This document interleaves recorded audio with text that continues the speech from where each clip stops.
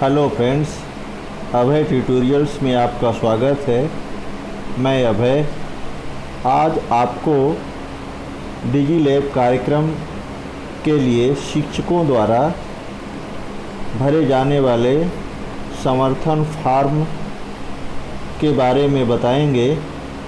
डिजीलैब कार्यक्रम ऑनलाइन बच्चों को अध्ययन सामग्री उपलब्ध कराने के लिए है।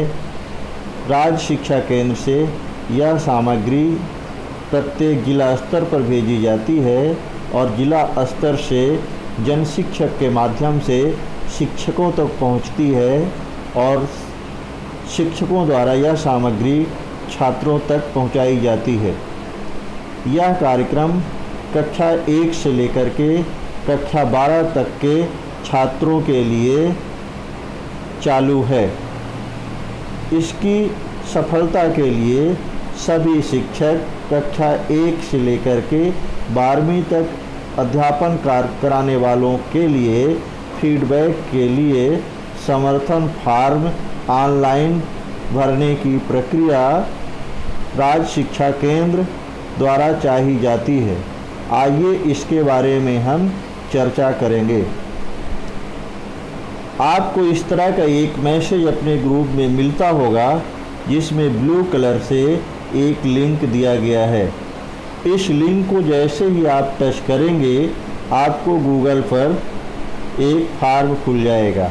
मैं उसे ऑनलाइन ही करने का प्रयास करूंगा। ये देखिए, जैसे ही मैंने लिंक क्लिक किया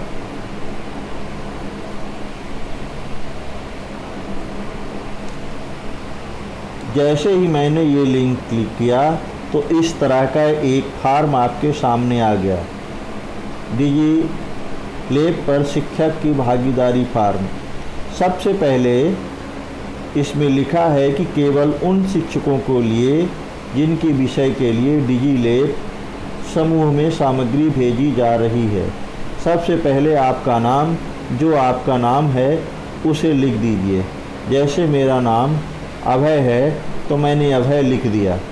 इसके बाद आपको अपनी यूनिक आईडी भरनी है। यूनिक आईडी सबको पता है अपनी क्या होती है। ये 6 नंबर की होती है।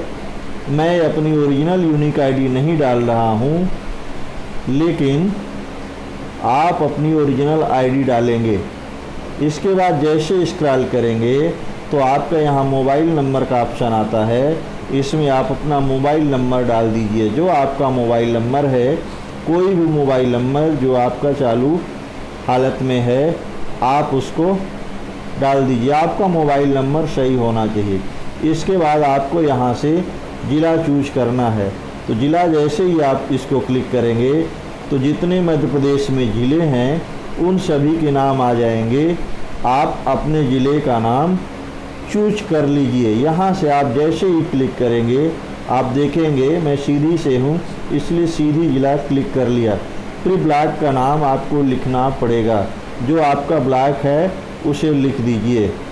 फिर स्कूल का डाइस कोड, कोई भी स्कूल जो आपकी स्कूल है उस स्कूल का डाइस कोड आपको लिखना है।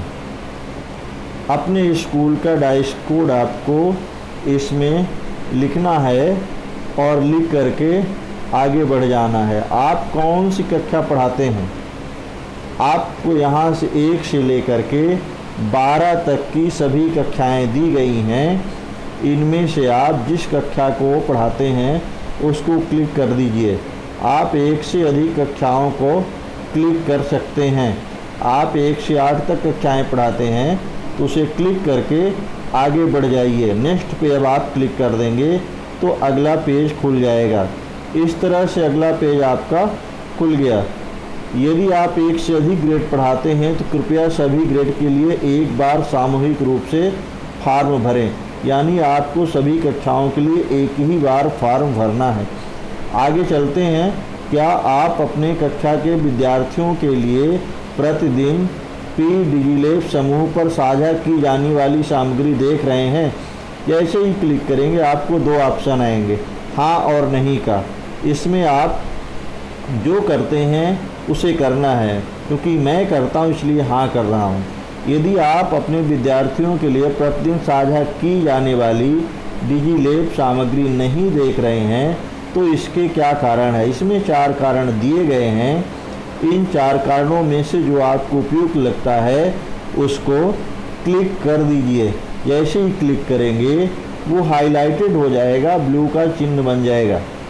अब इसमें एक और ऑप्शन है कि यदि ऊपर आपने अन्य चुना है, यानी ये चौथा वाला ऑप्शन चुना है, तो वजह के बारे में विस्तृत बताएं। मैंने नहीं चुना है इसलिए इसमें कुछ भरने की ज़रूरत नहीं है। आज आपने अपनी कक्षा के कितने विद्यार्थियों को डिजीलैब सामग्री के अनुसरण के लिए फ़ोन किया।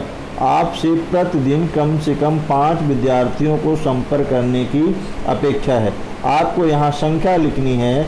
आपने 5 किया है तो 5 लिखिए, 5 से अधिक किया है तो अधिक लिखिए, और 5 से कम किया है तो 5 उससे कम एक नंबर डाल दीजिए।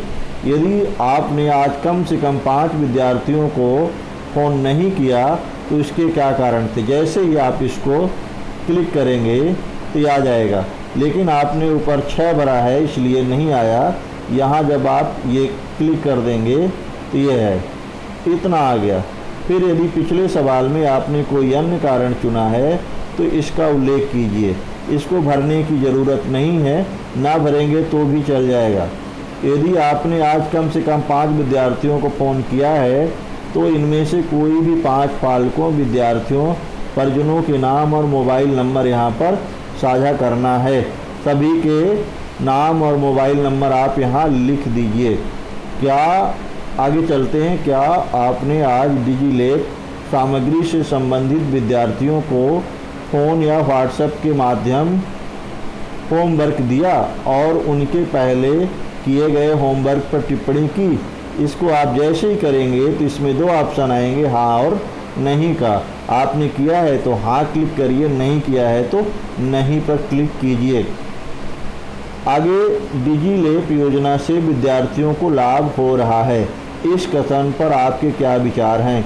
ये जैसे जैसे आप आगे बढ़ते जाएंगे तो एक के नीचे एक सर्किल बना है, 2 के 3 के, एक क्रमशः परसेंटेज बढ़ाता जाता है। यदि बहुत लाभ हो रहा है तो आप 5 क्लिक करिए, नहीं हो रहा है तो 1 क्लिक कीजिए।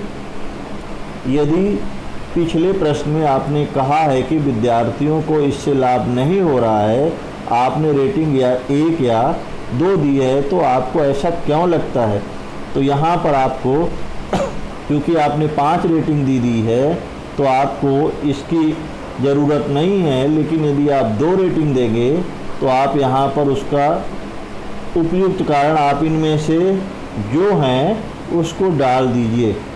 यदि पिछले सवाल में आपने कोई अन्य कारण चुना है तो इसका यहाँ उल्लेख कीजिए। आप इसमें कुछ लिखना चाहते हैं तो लिख दीजिए, नहीं लिखना चाहते हैं तो ज़रूरी नहीं है, लेकिन प्रयास ये करें कि आप सही सटीक जानकारी ही उपलब्ध कराएं।